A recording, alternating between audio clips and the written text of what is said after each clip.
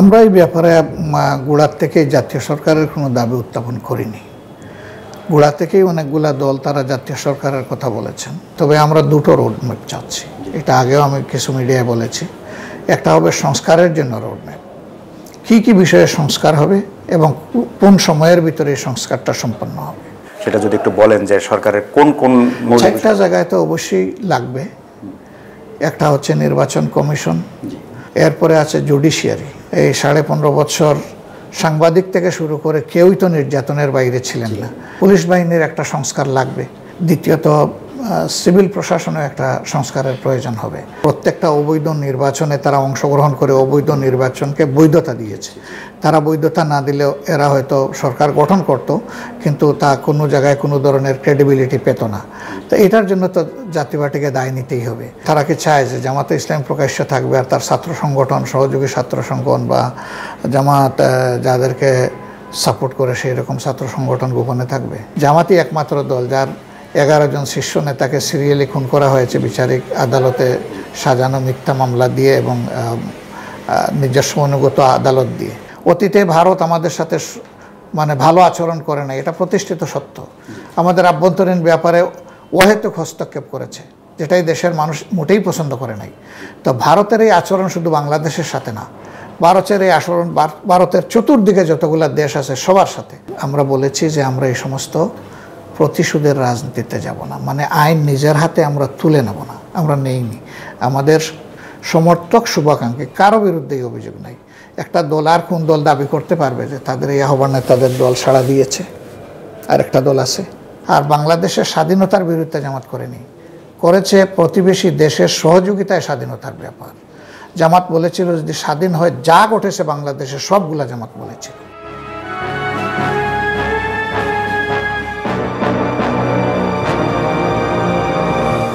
প্রিয় দর্শক, স্বাগত জানাই দেশের কথা অনুষ্ঠানে।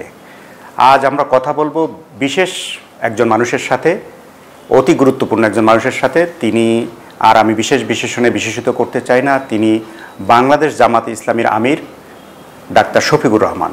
জনাব শফিকুর রহমান, আপনাকে স্বাগত জানাচ্ছি। আপনাকেও স্বাগত, ধন্যবাদ। আচ্ছা, আমি কিছু প্রশ্ন আপনাকে করতে চাই। জাতির আজকালকার যে ক্রান্তি করেন। আচ্ছা, আমি সাম্প্রতিক যে আমাদের প্রধান উপদেষ্টা যুক্তরাষ্ট্র সফর করলেন, জাতিসংঘ সফর করলেন, এই সফর জাতীয় স্বার্থ বিবেচনায় কতটুকু ফলপ্রসূ হয়েছে বলে আপনি মনে করছেন? হ্যাঁ, এটা একটা গুরুত্বপূর্ণ প্রশ্ন। তবে এই সফরটা একটু ভিন্ন মাত্রার ছিল আমার দৃষ্টিতে। আগে আমরা দেখতাম যে সরকার প্রধানরা এরকম সফর করলে বিশাল একটা বহর নিয়ে যেতেন। কোনো সময় এটা সেঞ্চুরি এক্সিড করে গেছে সফর সঙ্গের সংখ্যা, এবং অনেকেই প্রাসঙ্গিক ছিল বলে জনগণ মনে করতো না।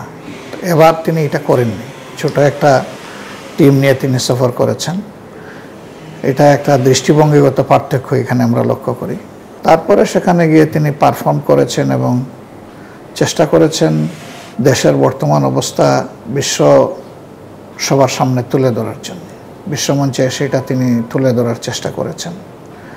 এই সফরে তিনি হয়তো বড় কোনো এগ্রিমেন্টে যাননি, কিন্তু এই সফরের মধ্য দিয়ে তার সরকারের একটা পরিচিতি এবং সম্পর্ক বিশ্বের গুরুত্বপূর্ণ দেশগুলোর সাথে তৈরি হয়েছে। এর সুফল হয়তো বাংলাদেশ পাবে। আচ্ছা, তো আমরা একটু প্রসঙ্গ পরিবর্তন করতে চাই। 5 আগস্ট যে বিপ্লব হলো, সেই বিপ্লব যে প্রত্যাশা নিয়ে এসেছিল এবং যে প্রত্যাশা তৈরি করেছিল, ইদানিং মানুষের মধ্যে, সাধারণ মানুষের মধ্যে এক ধরনের হতাশা, এই বিপ্লবের ব্যাপারে এক ধরনের হতাশা বোধ কাজ করছে। তা আপনি কি মনে করছেন, এই বিপ্লবী সরকার কি তার পথে আছে, নাকি লক্ষ্যচ্যুত হওয়ার কোনো লক্ষণ আপনি দেখছেন? হতাশাটা কোন পার্সপেক্টিভে আপনি বলবেন কি? আচ্ছা, যেমন দ্রব্যমূল্য, আইন শৃঙ্খলা, সরকারকে দুর্বল মনে করা, নানা। আইন শৃঙ্খলা তো স্বাভাবিক কারণেই, আইন শৃঙ্খলা রক্ষার সাথে যারা জড়িত, অতীত সরকারের সময় তাদের ভূমিকাটা ছিল খুবই প্রশ্নবিদ্ধ, এবং শেষ দিনগুলোতে এই আন্দোলন সংগ্রামের গণ অভ্যুত্থানের, ছাত্র গণ অভ্যুত্থান যেটা হয়েছে, এটা ছিল খুবই মর্মান্তিক। তো সেই হিসাবে আইন শৃঙ্খলা বাহিনীকে একটা জায়গায় ফিরিয়ে আনতে সরকারের সময় লাগছে, এটা খুবই স্বাভাবিক। তবে এটা ঠিক যে আইন শৃঙ্খলার চরম কোনো অবনতি হয়েছে আর আগে খুব একেবারে উৎকর্ষ ছিল আমি দেখি না। এটা আমি দেখি যে আগে যেমন ছিল কাছাকাছি তেমনই আছে। তবে কাছাকাছি তেমন থাকার জন্য তো এই বিপ্লবটা হয়নি। বিপ্লবটা হয়েছে যে না, আইন শৃঙ্খলা পুরোপুরি রেস্টোর হবে। এতে হয়তো একটু সময় লাগছে, সময়ের ব্যবধানে তারা এটা সমাধান করতে পারবেন বলে আমরা আশাবাদী। আর দ্রব্যমূল্যের যে জিনিসটা বলেছেন, সেই জায়গাটায় কিছু কিছু ব্যাপারে তো সহনীয় পর্যায়ে এসেছে, তবে এটা যথেষ্ট নয়। এখানে আরও বহু অ্যাটেনশন দেওয়ার জায়গা আছে এবং মার্কেট মনিটরিংটা যদি কোনো ধরনের নেপোটিজম ছাড়া, পক্ষপাতিত্বমূলক কোনো দৃষ্টিভঙ্গি ছাড়া যদি এটা করা হয়, তাহলে আমরা আশা করি যে এটা আরও সহনীয় মাত্রায় আসবে। এটা দেখতে হবে আমাদের পার্শ্ববর্তী দেশগুলা, তাদের সেখানে দ্রব্যমূল্যের কী অবস্থা। আমরা তো বিচ্ছিন্ন কোনো গ্রাম না। এর সাথে মোটামুটি একটা সমতা রক্ষা করে আমাদের বাজারকে যদি আনা না হয়, তাহলে জনগণের কষ্ট তো থেকেই যাবে। তা আমরা আশা করব যে সরকার এই দিকে প্রপার অ্যাটেনশন তারা দেবে। আচ্ছা, এক্ষেত্রে আগে একটা অভিযোগ ছিল যে দীর্ঘদিনের অভিযোগটা ছিল যে একটা সিন্ডিকেট বাজার নিয়ন্ত্রণ করে জনগণের পকেট কাটছে। তো সেই ক্ষেত্রে তো উল্লেখযোগ্য অগ্রগতি কি হয়েছে? কারণ দ্রব্যমূল্য প্রায় কাছাকাছি আছে। তারা আসলে অনেকগুলা চ্যালেঞ্জ নিয়ে কাজ করছেন। বাজার একটা বড় চ্যালেঞ্জ। এই ব্যাপারে সরকারের দৃশ্যমান কোনো উদ্যোগ এখনও আমাদের সামনে আসেনি। তারা যদি দৃশ্যমান কোনো উদ্যোগ নেন, তখন দেখা যাবে যে এই জায়গায় পরিবর্তন কতটা আসলো। আর আগের সিন্ডিকেশন এটা তো পরিষ্কার ছিল যে আগের সরকার তাদের লোক দিয়ে সিন্ডিকেট গড়ে তুলেছিল এবং তারা কন্ট্রোল করবে কি? যারা নিজেরাই এই সিন্ডিকেশনে সম্পৃক্ত, তারা তো গড়ে তুলবে না। জনগণকে শোষণ করা ছিল তাদের উদ্দেশ্য এবং বহুমুখী শোষণের মাধ্যমেই তো দেশের টাকাগুলো লুণ্ঠন করে বিদেশে পাচার করা হয়েছে। আজকে যার গায়ে হাত পড়তেছে, যার কোথায় সামনে আসছে হাজার হাজার কোটি টাকার হিসাব, 2-4 কোটির কোনো হিসাব নাই, কিন্তু হাজার হাজার কোটি টাকার হিসাব। দেশের ভিতরেও তাদের সম্পদ, অবৈধ সম্পদের পাহাড়, বিদেশেও হিউজ পাহাড় রয়েছে। তা আমরা এই জায়গায় অনুরোধ করব, সরকারকে আহ্বান জানাবো, সরকার ওই সমস্ত অবৈধ অর্থের পাহাড় যারা গড়ে তুলেছে দেশে কিংবা বিদেশে, এদের সবগুলা সম্পত্তি যুক্তিসঙ্গতভাবে আইনানুগ পন্থায় সরকারের অনুকূলে আনা উচিত, রাষ্ট্রের অনুকূলে আনা উচিত, সরকারের নয় রাষ্ট্রের অনুকূলে আনা উচিত। এরপরে যাদের সম্পদ লুণ্ঠন করেছে, এইগুলা দিয়ে কিভাবে তাদের ভাগ্য অর্থাৎ জনগণের ভাগ্য পরিবর্তন করা যায় সেই কর্মসূচি হাতে নিতে। আচ্ছা, সরকার বলেছেন যে দুর্বল মনে হয় কিনা, এটা তো অবশ্যই দৃশ্যমান যে সরকার কোনো রাজনৈতিক দল দ্বারা গঠিত না, এটা কোনো জাতীয় সরকারও না। এখানে যারা আছেন তারা সমাজের অবশ্যই সম্মানিত ব্যক্তিবর্গ, কিন্তু এর আগে তো সরাসরি দেশ পরিচালনা করার অথবা রাজনীতির মাঠে কোনো ভূমিকা পালন করার তাদের বেশিরভাগেরই কোনো অভিজ্ঞতা নেই। 2-1 যা আছে এটা স্বল্পকালীন। হয়তো অতীত কোনো একটা কেয়ারটেকার সরকারের 3 মাসের জন্য তারা ছিলেন। দেশকে বোঝার জন্য, পরিচালনার আর্ট রপ্ত করার জন্য এটি যথেষ্ট নয়। এই জন্য তারা হয়তো বা একটু সময়ও নিচ্ছেন। সময় খুব বেশি নেওয়া তাদের ঠিক হবে না। যে বিষয়গুলো বেশি বার্নিং, এই বিষয়গুলোতে তাদেরকে অগ্রাধিকারের ভিত্তিতে অ্যাটেনশন দেওয়া উচিত। আচ্ছা, আপনি জাতীয় সরকারের কথা বলছিলেন, তো এর মধ্যে আমরা দেখেছি ভিপি নূর সহ কয়েকজন ইতিমধ্যে দাবি করেছেন, বারবার বলছেন যে সরকার দুর্বল, এনজিও মার্কা সরকার। তো জাতীয় রাজনৈতিক দলগুলোর প্রতিনিধিত্ব নিয়ে এটাকে জাতীয় সরকারের রূপান্তরের দাবি তারা করছেন। জামাত ইসলামীর এক্ষেত্রে অবস্থান কি? আমরা এই ব্যাপারে গোড়ার থেকেই জাতীয় সরকারের কোনো দাবি উত্থাপন করিনি। গোড়া থেকেই অনেকগুলা দল তারা জাতীয় সরকারের কথা বলেছেন, আমরা করিনি এবং আমাদের জানা মতো বিএনপিও এটা করে নাই। বিএনপি বলেছে তারা নির্বাচনে উইন করলে সবাইকে নিয়ে একটা জাতীয় সরকার গঠন করবেন, কিন্তু বিফোর নির্বাচনে এই ধরনের কোনো সরকারের দাবি তাদের পক্ষ থেকে উত্থাপিত হয়নি। তো এখন একটা সরকার অলরেডি গঠিত হয়ে গেছে। এই সরকারের প্রায় 2 মাস চলে যাবে। এই 5 তারিখ আসলে বা 7-8 তারিখের দিকে তাদের 2 মাস হবে। তো এই সময়ের ভিতরে আরেকটা সরকারের যদি আমরা হাত দিই, সেখানেও তো আরও কিছু সময় যাবে। তো সংস্কার এবং তারপরে নির্বাচন, তা আমরা সরকার বদল করতে করতে এক সরকার আসবে, আরেক সরকার যাবে, হ্যান্ড ওভার টেক ওভার, এই সময়ই তো জাতির অনেক সময় নষ্ট হয়ে যাবে। এর চাইতে সবাই মিলে এই সরকারকেই কীভাবে ইফেক্টিভ সরকার করা যায়, তাদেরকে অর্থবহ ক্রিটিসিজমও করতে হবে, সহযোগিতাও করতে হবে। এই সমালোচনা এবং সহযোগিতার মধ্য দিয়ে সরকারকে আমি মনে করি যে সঙ্গত সহযোগিতা করা আমাদের সকলের দায়িত্ব। বিএনপি বা জামাত দুটো প্রধান দল তারা কিন্তু সরকারের মেয়াদের ব্যাপারে সুনির্দিষ্ট কোনো বক্তব্য তাদের কাছ থেকে শুনি নাই, কিন্তু একটু বক্তব্যের জায়গায় একটু পার্থক্য আছে। আপনি বলছেন যৌক্তিক সময়, বিএনপি চাচ্ছে নির্বাচনের রোড ম্যাপ। তো এই আপনাদের মধ্যে কি মতগত? ওনারাও যৌক্তিক সময়ের কথা এখন বলছেন, ওনারাও বলতেছেন যে সংস্কারের জন্য যেটুকু সময় প্রয়োজন এই যৌক্তিক সময়টা ওনারাও দিতে চান। আমাদের আর তাদের এখানে বক্তব্যে কোনো পার্থক্য নেই, তবে আমরা দুটো রোডম্যাপ চাচ্ছি। এটা আগেও আমি কিছু মিডিয়ায় বলেছি। একটা হবে সংস্কারের জন্য রোডম্যাপ, কী কী বিষয়ে সংস্কার হবে এবং কোন সময়ের ভিতরে এই সংস্কারটা সম্পন্ন হবে, সময় কতটুকু, আর বিষয়ে সিলেকশন করা। অসংখ্য বিষয় আছে, সব বিষয়ে তারা হাত দিলে পারবেন না। এখান থেকে গুরুত্বপূর্ণ বিষয়গুলোকে সামনে নিয়ে তাদেরকে মৌলিক যে সংস্কার যে জায়গাগুলোতে দরকার সেগুলো হাতে নিয়ে তাদেরকে এই কাজটা সারতে হবে। এই জন্য আমরা আহ্বান জানিয়েছিলাম যে এই ক্ষেত্রে অংশীজনের সাথে সরকারের ডায়ালগ হওয়া উচিত। তো এখন দেখলাম যে সরকার সেদিকেই যাচ্ছে। যদি এই দিকে যায় আমরা আশা করি যে এখানে একটা ঐক্যমত্য প্রতিষ্ঠিত হবে জাতীয়ভাবে ইনশাআল্লাহ। আচ্ছা, মৌলিক বিষয় আপনি বলছেন সংস্কারের কথা, সেই মৌলিক বিষয়ে যদি দুই একটা আপনারা কোনটাকে গুরুত্ব দিতে যাচ্ছেন সেটা যদি একটু বলেন, যে সরকারের কোন কোন মৌলিক একটা জায়গায় তো অবশ্যই লাগবে। একটা হচ্ছে নির্বাচন কমিশন। তো আগের কমিশন তো তারা রিজাইন করেছেন, এখন এমন একটা কমিশন বসাতে হবে যাদের কারো পক্ষে মানে পক্ষেও বিপক্ষে তাদের কোনো মতামত থাকবে না। তাদের উপর অর্পিত সাংবিধানিক দায়িত্ব তারা সাংবিধানিক মর্যাদা রক্ষা করে তারা পালন করবেন নিরপেক্ষভাবে। এরকম একটা স্ট্রং নির্বাচন কমিশন লাগবে। আবার নির্বাচনী বিধিতে কিছু কিছু জায়গায় পরিবর্তন আসবে, সেটা আমরা সুস্পষ্ট বলবো যে কী কী পরিবর্তন দরকার সেখানে। নির্বাচনের একটা জায়গা আছে কমিশনের সাথে সম্পৃক্ত। এরপরে আছে জুডিশিয়ারি। জুডিশিয়ারির অবস্থা তো আমাদের সবার সামনে ক্লিয়ার।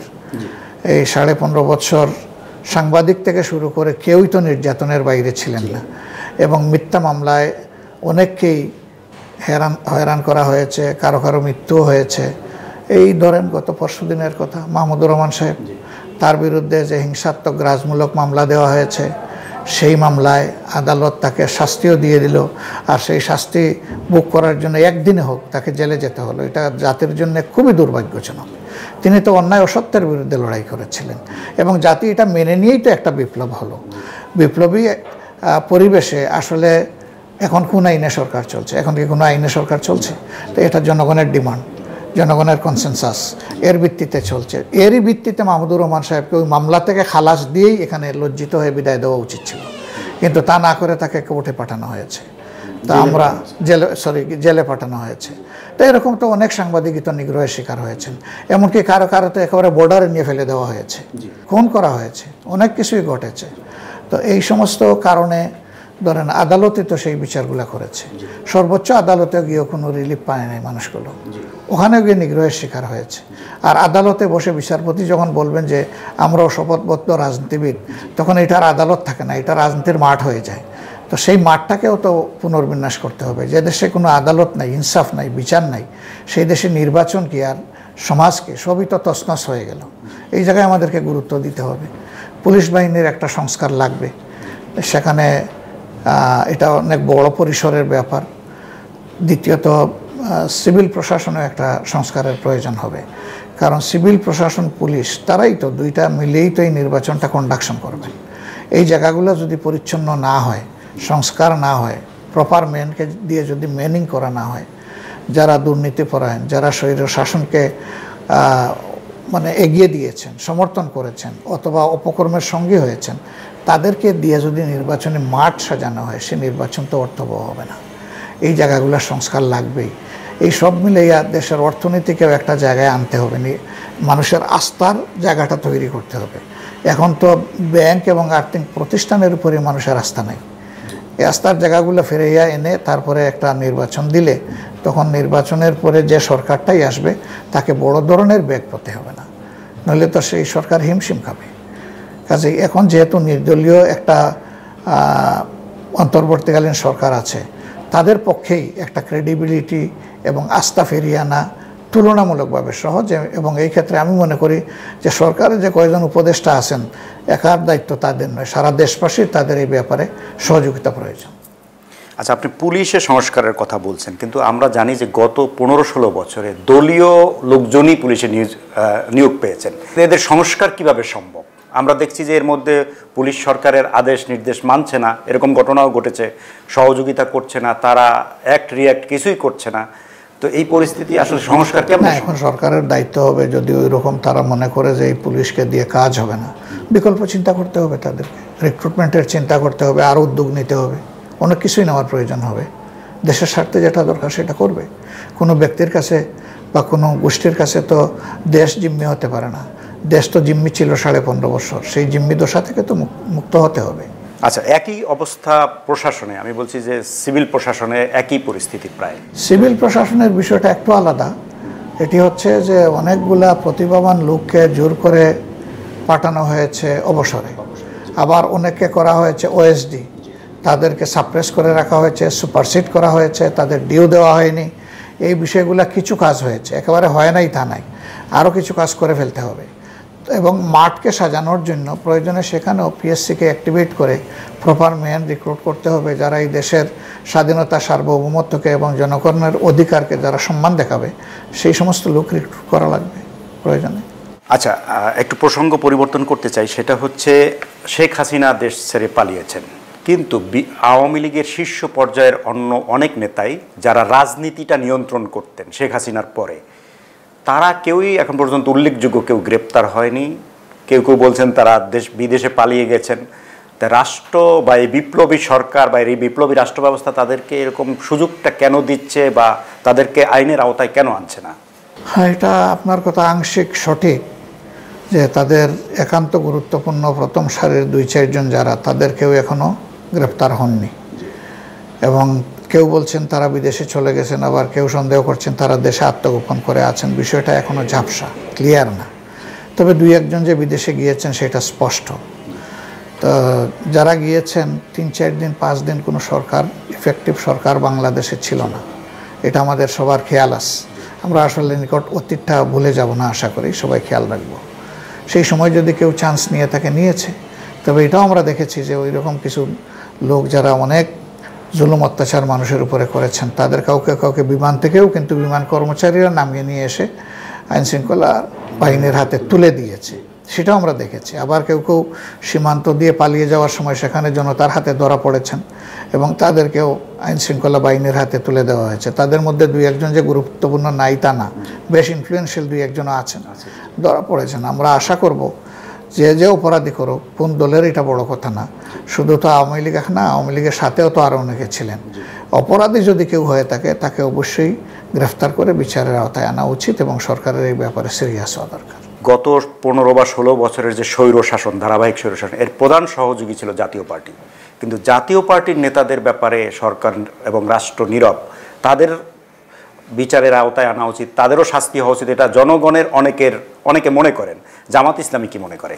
আমরা তো জনগণ থেকে বিচ্ছিন্ন কেউ না। জনগণের অনেকে যদি মনে করে, সরকার সেই সেন্টিমেন্ট বোঝার চেষ্টা করবে।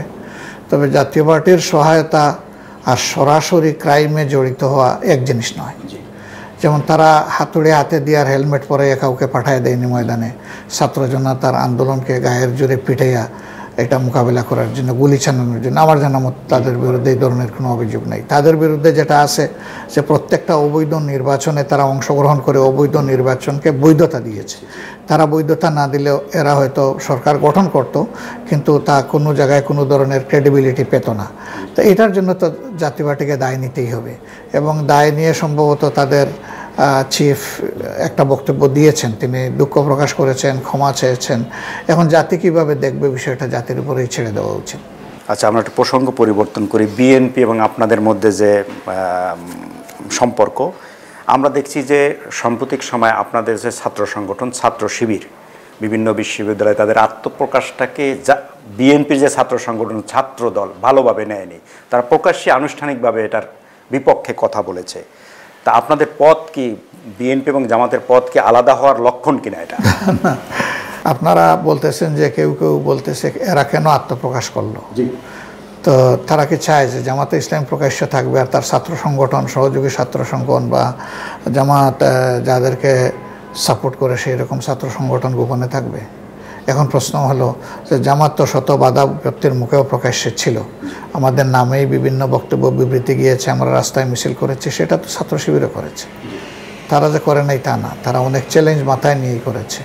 এটাও খেয়াল রাখতে হবে যে কোনো দলকে সরকার পারমিশন দিয়েছে, কিন্তু জামাতকে কোনো পারমিশন দেয় নাই। জামাতই একমাত্র দল যার 11 জন শীর্ষ নেতাকে সিরিয়ালি খুন করা হয়েছে বিচারিক আদালতে সাজানো মিথ্যা মামলা দিয়ে এবং নিজস্ব অনুগত আদালত দিয়ে। এটা তো আর কারো হয় নাই। এমন আর কোনো দল নাই যে দলের সবগুলো অফিস সিলগালা ছিল, এটা একমাত্র জামাত ইসলামের ছিল। এমন কোনো দল নাই যে দলের বাড়িঘর বুলডোজার দিয়ে ভাঙ্গা হয়েছে, এটা শুধু জামাত ইসলামের কপালেই জুটেছে। তো আপনারা এটা প্রশ্ন করেন না কেন যে ছাত্র শিবির কেন গোপনে থাকবে? ফলটা প্রশ্ন করা উচিত যে তাদেরকে তো প্রকাশ্যেই কাজ করতে দেওয়া উচিত। বরঞ্চ তাদেরকে যে 15.5 বছর কাজ করতে দেওয়া হয়নি, তাদের রাইট হরণ করা হয়েছে এবং তাদের উপরে জুলুম করা হয়েছে। এখন অনেকে নিয়ে বলতে চান যে ছাত্র শিবির ওদের মধ্যে ছিল, ছাত্রলীগের মধ্যে ছিল, এই ঢাকা বিশ্ববিদ্যালয়ের সেক্রেটারিকে নিয়ে সে কাহিনী রচনা করার চেষ্টা হয়। সে তো চ্যালেঞ্জ ছুড়ে দিয়ে বলেছে যে আমি কোথায় ছাত্রলীগের একটা মিটিং মিছিলে তাদের যে কোনো অ্যাক্টিভিটিতে আমি সামিল ছিলাম, একটা উদাহরণ দেওয়া হোক আমার বিরুদ্ধে। কেউ তো এখন পর্যন্ত এই চ্যালেঞ্জ নিতে পারলো না। হ্যাঁ, বলেছে যে তার পদ ছিল, পদ যদি আরেকজন আমাকে জোর করে দিয়ে দেয় আমার কি করার আছে? আমাকে গিয়ে বলছি যে আমার এই পদ দাও। যারা পদ দিয়েছে ওদেরকে ধরেন, ওরা পদ দিল কেন? সে তো কারো কাছে পদ দাবি করে নাই, সে তো এটাও বলেছে যে আমি তো পদ কারো কাছে চাইনি। এখন ছবি দেখাচ্ছে যে অমুকের সাথে তমুকের সাথে। সে ডিবেটিং সোসাইটির এক জায়গায় ছিল সভাপতি, আর এক জায়গায় সেক্রেটারি। অনেককে নিয়ে সে ডিবেট করেছে, চলে এসে কে কোন দলের এটা দেখে নেই, দেখেছে যে ডিবেটে কে কি পারফর্ম করবে সেটা দেখেছে। এখন সেটা দেখে যদি অনেকের সাথে তার 100, 200, 500 ছবি থাকে, দুষ কোথায়? এটা তো কোনো দলীয় পারফরমেন্স না, এটা তো একটা সোশ্যাল প্ল্যাটফর্ম, এটা একটা কালচারাল প্ল্যাটফর্ম। সেই প্ল্যাটফর্মে যাওয়া দোষের বিষয়। বরঞ্চ সে তো ছাত্রদের তাদের যে ইনহারেন্ট গুণাবলী আছে এটার উৎকর্ষতার নেতৃত্ব দিয়েছে, তাকে অভিনন্দন জানানো উচিত।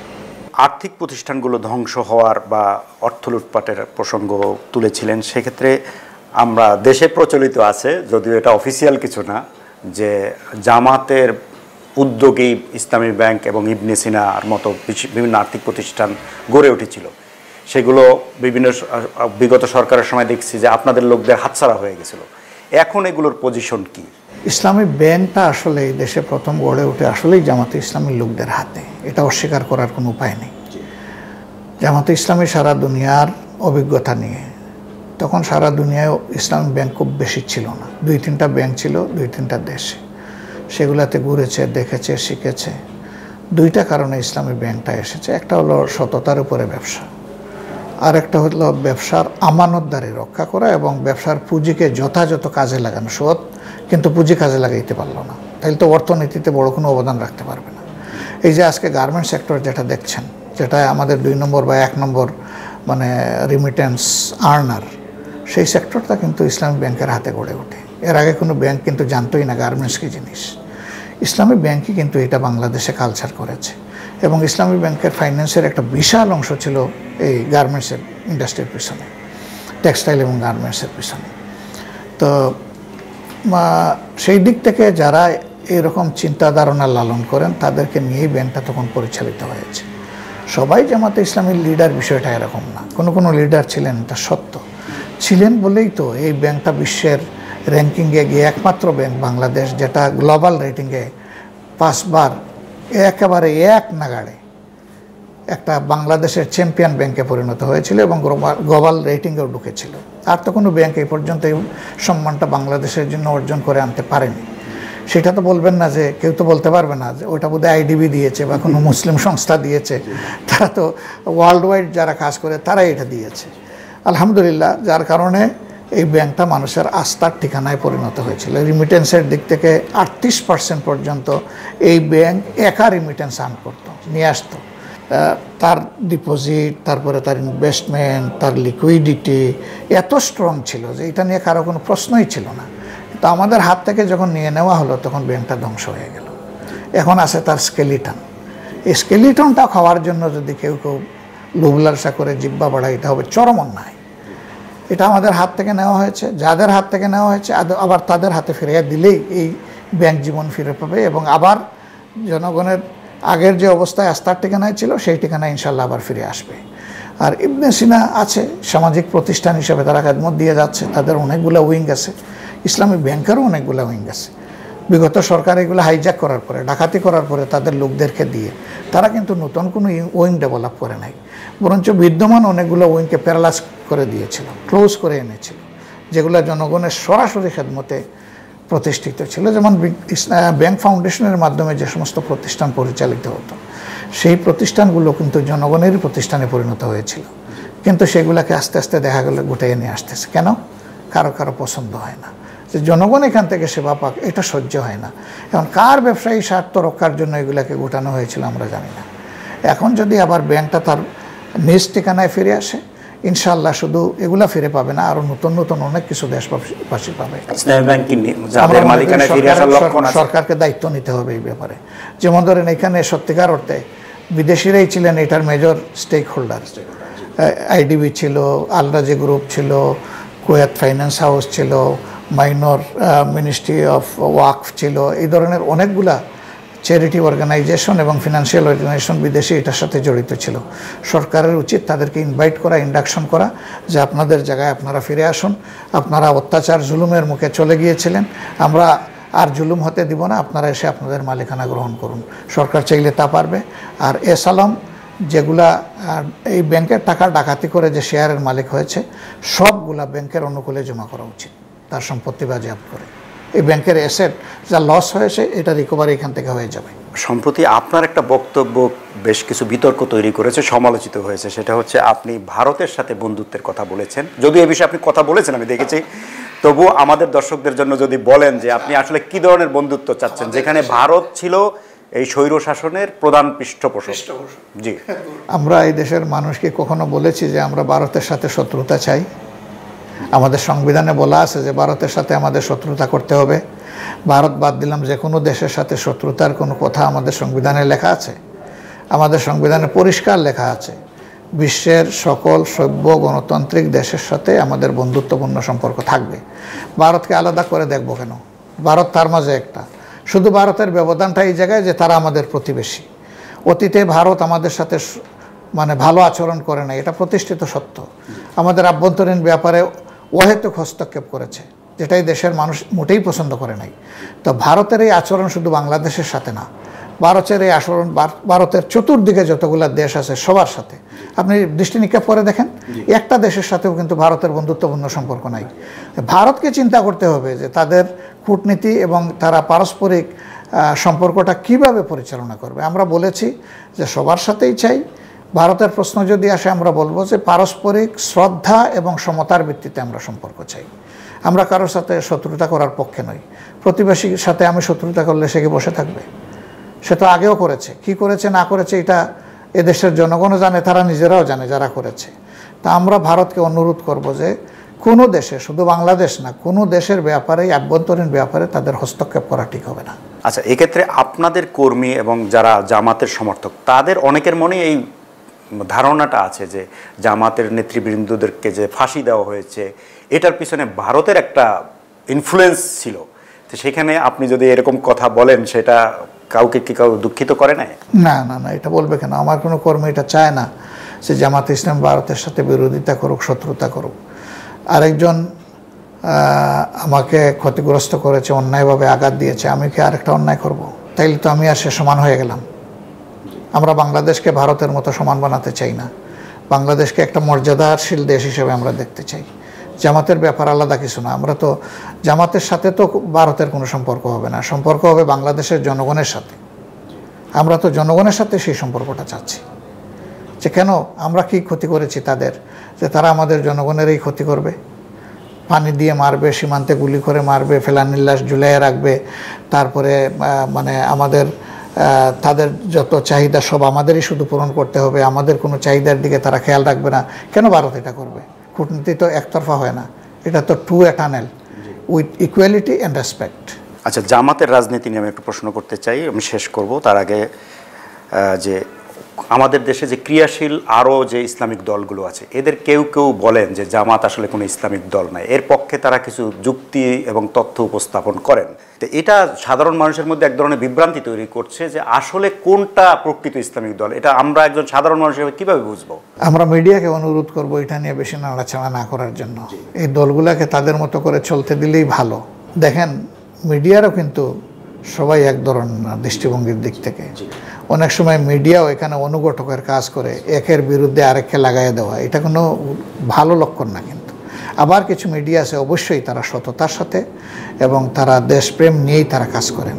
মিডিয়ার পরিচয়টা কি? পার্সন হিসাবে আপনার পরিচয় হচ্ছে আপনি জাতির বিবেক, আর আপনার হাউজের পরিচয় হচ্ছে এটা জাতির আয়না বা দর্পণ। তো দর্পণের সামনে গেলে কি দর্পণ আমার কোনো ভালো মন্দকে কম বেশ করে? আমার চেহারার কোনো পরিবর্তন দেখায় আমাকে? না, যা আছে তাই অবিকল তুলে ধরবে। তো আয়না যদি অবিকল তুলে ধরে, তো মিডিয়াকেও তো অবিকল তুলে ধরতে হবে। যেমন সম্প্রতি ধরেন আমার একটা বক্তব্য, আমি আওয়ামী লীগের নাম নেই নাই এবং সাধারণ ক্ষমার কথা বলে নাই, কিন্তু সেই আপনাদের মতোই তো কোনো মিডিয়া এটাকে হেডলাইন করেছে, ক্যাপশন করেছে, করে নাই? তা সেটাকে আমার উপরে, এটা আমার উপরে জুলুম না? যা আমি বলিনি আমার নামে সেটা চালাইয়া দিয়ে উস্কাইয়া দেওয়া কোনো একটা অংশকে সমাজের, এটা আমার নামে জুলুম না? এটা কোন সৎ উদ্দেশ্যে করা হয়েছে? আমি যার নাম নিলাম না, আমি সাধারণ ক্ষমার প্রশ্নই আমার মুখে আনলাম না, এবং আমি ব্যাখ্যা দিয়েছি বিষয়টার। উনি লাইনের এক অংশ উঠাইলেন, আরেক অংশ বাদ দিয়ে নিজের মতো করে টুইস্ট করে একটা খবর পরিবেশন করে দিলেন। তো মিডিয়াকেও তো এই জায়গায় একটু আরও সচেতন হতে হবে। আচ্ছা, জামাতের প্রতিষ্ঠা 1941 সালে, প্রায় 83 বছর পুরনো প্রতিষ্ঠান। আওয়ামী লীগ সহ সব রাজনৈতিক দলের চেয়েও এই দলটা অনেক পুরনো দল, কিন্তু আপনারা জনগণের ভোটে নির্বাচিত হয়ে ইসলামী রাষ্ট্র প্রতিষ্ঠার কথা বলছেন, এটাই আপনাদের লক্ষ্য। কিন্তু প্রায় 1 শতাব্দী হয়ে গেল, জামাত এখনো ক্ষমতার কাছাকাছিও ভারত, পাকিস্তান বা বাংলাদেশে আসতে পারলো না। তার মানে কি জামাতের রাজনীতির দর্শনগত কোনো ভুল আছে না কি? মানে এটা আপনারা পারছেন না কেন? দেখেন, আমাদের সমাজে কত ভাগ মানুষ মুসলমান? 91 ভাগ। তা আপনি যে পাড়ায় বসবাস করেন সেখানে মসজিদ আছে, মুয়াজ্জিন মসজিদে 5 বার আজান দেয়, তা সব মানুষ কি নামাজে যায়? সব মুসলমান যায়? তাইলে এটা কি মুয়াজ্জিনের দোষ না মুয়াজ্জিনের আজানের দোষ? সেই দোষ না, কিন্তু উনি তো ওনার কাজ করতেছেন। হাইয়া আল্লাহ সাল্লাহ, হাইয়া আল্লাহ ফালাহ, আসেন আমাদের দিকে, আসেন কল্যাণের দিকে। উনি তো 5 বার আমাদেরকে ডাকতেছেন না আপনার মসজিদ থেকে। তা এখন এটা ঠিক যে নামাজের সংখ্যা বাড়তেছে, এটাও ঠিক যে জামাতে ইসলামের সমর্থন বাড়তেছে। এখন যখন জনগণের মনে জামাতে ইসলামী এই আস্থা সৃষ্টি করতে পারবে যে জামাতে ইসলামী ক্ষমতায় গেলে কোনো চাঁদাবাজি হবে না, নিজেরা চাঁদাবাজির সাথে জড়িত হবে না এবং কাউকে প্রশ্রয় দিবে না, জনগণের মাল আত্মসাৎ করবে না এবং কাউকে আত্মসাৎ করতে দিবে না, দুর্নীতিপরায়ণ কোনো জায়গায় কাউকে প্রশ্রয় দিবে না, নিজেরা ঘুষ খাবে না এবং কাউকে ঘুষ খেতে দিবে না, নিজেরা একটা সুস্থ শালীন রাজনীতি এবং মানুষের বাঁচার জন্য একটা সুস্থ পরিবেশ দেশবাসীকে উপহার দিতে পারবে। একজন নারী নারীর সর্বোচ্চ মর্যাদা ভোগ করবে, একজন পুরুষ পুরুষের সর্বোচ্চ মর্যাদা ভোগ করবে, শিশু থেকে বৃদ্ধ পর্যন্ত সকলের জীবনের নিরাপত্তা থাকবে, মানুষের সম্পদ এবং ইজ্জতের নিরাপত্তা থাকবে। যখন জামাতের পারফরমেন্সে মানুষ মনে করবে যে ইয়েস, জামাত এখন এই ঠিকানায় এসেছে, তখন অবশ্যই মানুষ জামাতকে চয়েস করে নেবে। এই জন্যে যদি আরও 10 বছর আমাদের অপেক্ষা করতে হয়, আরও 5 বছর অপেক্ষা করতে হয়, আমাদের কোনো আপত্তি নাই। কারণ আমরা তো মানুষের কল্যাণের জন্য কাজ করছি, মানুষের কাছে আমরা আমাদের বক্তব্য নিয়ে যাচ্ছি। এখন আপনারা আমাদের কাছে এসেছেন, তাই না? অতীতে কি এসেছিলেন? 15.5 বছর আসেন নাই, আসার মতো পরিস্থিতি নাই, কিন্তু অন্যান্য দলের কাছে তো গিয়েছেন, সেখানে তো পরিস্থিতি ছিল। তাহলে এই জায়গাটাই আপনি বেশ কমটা ধরে নেন যে আমরা আমাদের বক্তব্য নিয়েই তো জনগণের কাছে আমাদেরকে যেতে দেওয়া হচ্ছে না। বিভিন্ন ধরনের বাধা বিঘ্ন সৃষ্টি করে, দফায় দফায় আমাদেরকে নিষিদ্ধ ঘোষণা করে, অবৈধভাবে চাপ দিয়ে নিবন্ধন আমাদের বাতিল করে, কি আমাদের উপরে করা হয় নাই? ফোন করেই শুধু থামে নাই তো, একদম সমূলে উৎপাটিত করার জন্য বারবার ঘোষণা দিয়েছে যে রাখবই না, শেষ। কোনো সময় বলে ও দেশে এ দেশে পাঠিয়ে দিব, কোনো সময় বলে যে তোমাদের এখানে ভাত খাওয়ারও কোনো অধিকার নাই, বাঁচারও কোনো অধিকার নাই। সেই কথাগুলো আপনারা শুনেন নাই, আপনাদের মিডিয়া উঠে আসে নাই। আর কোন দল বলেন তো এই বাধাগুলোর মুখে পড়েছে? আলহামদুলিল্লাহ, কেউ পড়ে নাই। আলহামদুলিল্লাহ। এরপরেও যে বাংলাদেশের জনগণ জামাতের উপরে প্রতি যে সহানুভূতি সমর্থন দেখাচ্ছে, আমরা আসলে অভিভূত এত কিছুর পরে। এখন আমরা মুক্ত ময়দানে যদি আল্লাহর মেহেরবানি আমাদের বক্তব্য তুলে ধরতে পারি, ইনশাআল্লাহ জামাত জনগণের মনে আস্থা সৃষ্টি করতে পারবে। দেখেন, এত নির্যাতিত হওয়ার পর আমরা তো পারতাম কিছু প্রতিশোধ নিতে। আপনাদের মিডিয়ায় কি কোনো খবর এসেছে বাংলাদেশের কোনো জায়গায় জামাতের কেউ কারো উপরে প্রতিশোধ নিয়েছে? আসে নাই। কেন আসে নাই? কিন্তু আপনার সঙ্গী বিএনপির বিরুদ্ধে না, বিএনপির ব্যাপারে আমি কথা বলবো না, বিএনপির জবাব দিবে। আমি বলছি জামাতের বিরুদ্ধে তো আসে নাই। কেন আসে নাই? একটা আদর্শবাদী দল, আমরা বলেছি যে আমরা এই সমস্ত প্রতিশোধের রাজনীতিতে যাব না, মানে আইন নিজের হাতে আমরা তুলে নেব না, আমরা নেইনি। আমাদের সমর্থক শুভাকাঙ্ক্ষী কারো বিরুদ্ধেই অভিযোগ নাই। একটা দল আর কোন দল দাবি করতে পারবে যে তাদের এই আহ্বানে তাদের দল সাড়া দিয়েছে? আর একটা দল আছে, আর কেউ নাই। এরপরে আমরা কি বলেছি যে হ্যাঁ, যারা অপরাধ সংগঠনকারী তাদের বিরুদ্ধে অবশ্যই মামলা হবে, কিন্তু সেই মামলায় একজন নিরপরাধ মানুষকেও আসামি করা যাবে না। আমরা পরিষ্কার বলে দিয়েছি। এ পর্যন্ত আমাদের কাছে সেই অভিযোগটা আসেনি। তাইলে তো আমাদের লোকেরা আমাদের কথা শুনছে। তো এইরকম আস্থার জায়গায় তো জনগণ চায়। আচ্ছা, আমি শেষ করব, তার আগে এইটারই সম্পর্ক একটু জানতে চাই। সেটা হচ্ছে কোন রাজনৈতিক বিশ্লেষক বলেন যে জামাত জনগণের পালস বুঝতে পারে না বা পালস বুঝতে ব্যর্থ। তারা এক্ষেত্রে বিভিন্ন ঐতিহাসিক মুহূর্তে জামাত ভুল সিদ্ধান্ত, যেমন পাকিস্তান সৃষ্টির সময়, বাংলাদেশ সৃষ্টির সময়, মুক্তিযুদ্ধের সময় তারা জনগণ কি চায় সেটা বুঝতে ব্যর্থ হয়েছে, এটা বলে থাকে। এরকমই যেভাবে আওয়ামী লীগকে ক্ষমা করে দিলাম, যেভাবে সাধারণ ক্ষমা ঘোষণা করলাম, বিষয়টা ওই রকমই। যেমন আপনারা এখনো বলেন, কেউ কেউ প্রশ্ন করেন, আমি বলি যে আপনি কি আমার ভিডিওটা পুরো দেখেছেন? বলে না। বলে তাহলে আপনি এটা আমাকে করছেন কেন? আগে আপনি ভিডিওটা দেখেন। পাকিস্তান আন্দোলনের জামাত বিরোধিতা করে নাই। জামাত বলেছে যারা লড়কে লেঙ্গে পাকিস্তানের সংবিধান কি লা ইলাহা ইল্লাল্লাহ আল কোরআন যারা বলেছিল, জামাত বলেছিল যে তাদের চরিত্রে আগে আল কোরআন থাকতে হবে, নাইলে পাকিস্তান কায়েম হলেও এটা মুসলমানদের কোনো কল্যাণে আসবে না। এটাই তো প্রমাণিত হয়েছে। জামাতের কোন কথাটা মিথ্যা প্রমাণিত হয়েছে বলেন তো? সেটাই তো পাকিস্তান আমলে প্রমাণিত হয়েছে বলেই তো বাংলাদেশের বা তৎকালীন পূর্ব পাকিস্তানের জনগণের ম্যান্ডেটকে পাকিস্তান সরকার সম্মান করলো না। হয়েছে বলেই তো দুই দেশের মধ্যে বৈষম্য ছিল। তো এটা তো মিথ্যা প্রমাণিত হয়নি। আর বাংলাদেশের স্বাধীনতার বিরুদ্ধে জামাত করেছে প্রতিবেশী দেশের সহযোগিতায় স্বাধীনতার ব্যাপার। জামাত বলেছিল যদি স্বাধীন হয় যা ঘটেছে বাংলাদেশে সবগুলা জামাত বলেছিল। তখন তো কেউ এটাতে কান দেয়নি। এখন কি প্রমাণ হলো? এখন আপনিই বলতেছেন, একটু আগে প্রশ্ন করলেন না যে বাংলাদেশের মানুষ ভারতকে বন্ধু মনে করে না। তো জামাতের কোন কথাটা মিথ্যা প্রমাণিত হলো? বরঞ্চ কাদের সিদ্দিকীর সেই কথাটাই সত্য। উনি বলেছিলেন যে 50 বছর আগে জামাত যা বুঝেছিল, আমি যদি বুঝতাম আমি মুক্তিযুদ্ধে যেতাম না, আমি মুক্তিযুদ্ধ করতাম না। এই কথাকে আপনি কোথায় নেবেন? মূল্যায়ন কীভাবে করবেন? তা আপনি কি মনে করেন বা জামাত কি মনে করে যে বাংলাদেশ যদি পাকিস্তানের সাথে থাকতো তাহলে এখন যে অবস্থায় আছে তার চেয়ে ভালো? পাকিস্তানের সাথে থাকার প্রশ্ন কেন? পাকিস্তানের অংশই তো ছিল, একটা প্রদেশ ছিল এটা। তারা আমাদের উপরে অত্যাচার করেছে, জুলুম করেছে। এই দেশের মানুষের রাইট তারা স্বীকার করেনি।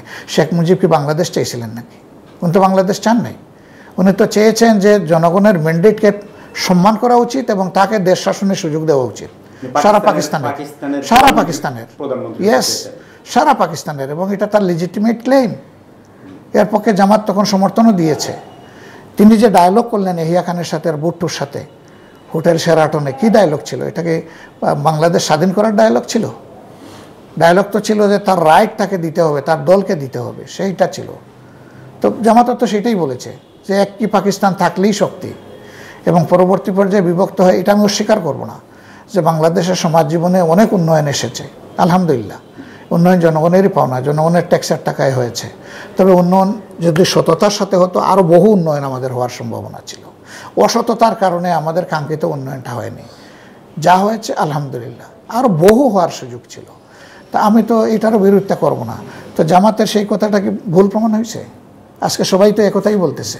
এখন ভারত সভ্য গণতান্ত্রিক দেশে পড়ে কি পড়ে না এটা জনগণ বিচার করুক, এটা আমার ব্যাপার না। আচ্ছা, শেষ প্রসঙ্গ, সেটা হচ্ছে একটা আলোচনা এখন আছে যে সরকারের বিভিন্ন পর্যায়ে, বিশেষ করে শিক্ষা প্রতিষ্ঠান বা সরকারের বিভিন্ন পর্যায়ে জামাতের লোকদেরই নিয়ন্ত্রণ প্রতিষ্ঠিত হচ্ছে।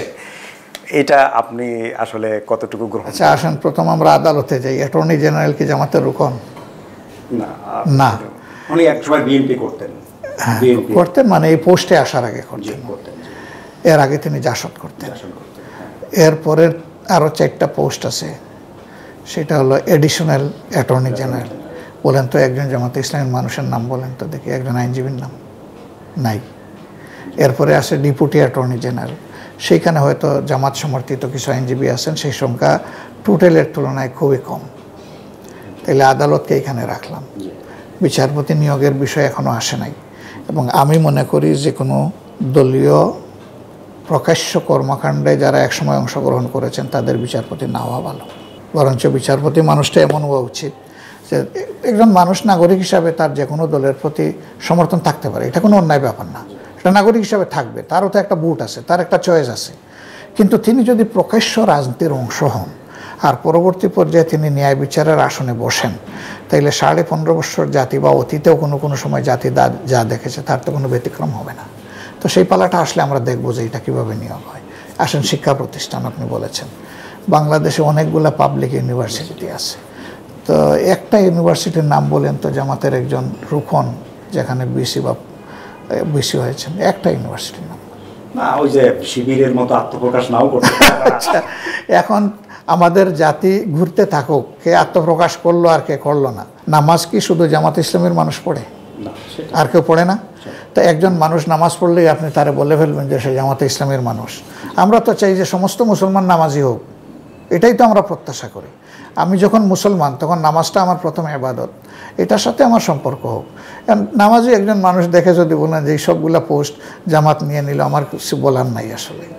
আর যদি হ্যাঁ, আমি নীতিগতভাবে যেটা বিশ্বাস করি যে বিভিন্ন শিক্ষা প্রতিষ্ঠান, বিশেষ করে ইউনিভার্সিটিগুলোতে গুরুত্বপূর্ণ পদে যারা আসেন হবেন, তাদেরকে অবশ্যই একাডেমিশিয়ান হতে হবে, প্রফেশনাল হতে হবে, এবং তাদের উপরে আস্থার জায়গাটা ঠিক থাকতে হবে। আচ্ছা, শেষ করব, সেটা হচ্ছে যে আমি জানতে চাই, একটা ব্যক্তিগত হবে কিনা প্রশ্নটা আমি জানি না, আপনাদের উপরে গত 16-17 বছর অনেক জুলুম, নির্যাতন, অনেক রক্তপাত, অনেক কিছু হয়েছে। এর মধ্যে আপনি দেখছি যে মোটামুটি শান্তভাবে কথা বলছেন, এটা কিভাবে সম্ভব আসলে? আচ্ছা, আমি অশান্ত হলে কি আমার লাভ হবে না জনগণের লাভ হবে? কারোই তো লাভ হবে না। আর যুক্তি যার কাছে আছে তার গরম হওয়ার কোনো প্রয়োজন নেই। যুক্তি যখন পড়ে যায় তখনই মাথা গরম হয়। তা আমাদের তো যুক্তি আছে, আল্লাহর দান অনেক কিছু, এবং আমাদের কিছু পুঁজি আছে। আমি এটা নিয়ে গর্ব করি না, এটাও আল্লাহর রহমত। তা আমাদের পুঁজি এবং যুক্তি থাকার কারণেই আমাদের লোকগুলা বিনয়ের সাথে চলাফেরা করে, বিনয়ের সাথে কথা বলে। জনগণ এটাই চায়। জনগণ কোনো উদ্যত্ত স্বৈরশাসক চায় না, উদ্যত্ত রাজনীতিবিদ চায় না, কোনো অহংকারী ব্যক্তিকে জনগণ পছন্দ করে না। এবং এটা শুধু আমরা না, যে রাজনীতি যারাই করেন সকলের প্রতি আমাদের আহ্বান থাকবে যে জনগণকে আমাদের মেইন সাবজেক্ট হিসাবে নিয়ে তাদের প্রতি আমরা যেন বিনয়ী, শ্রদ্ধাশীল এবং দায়িত্বপরায়ণ হই।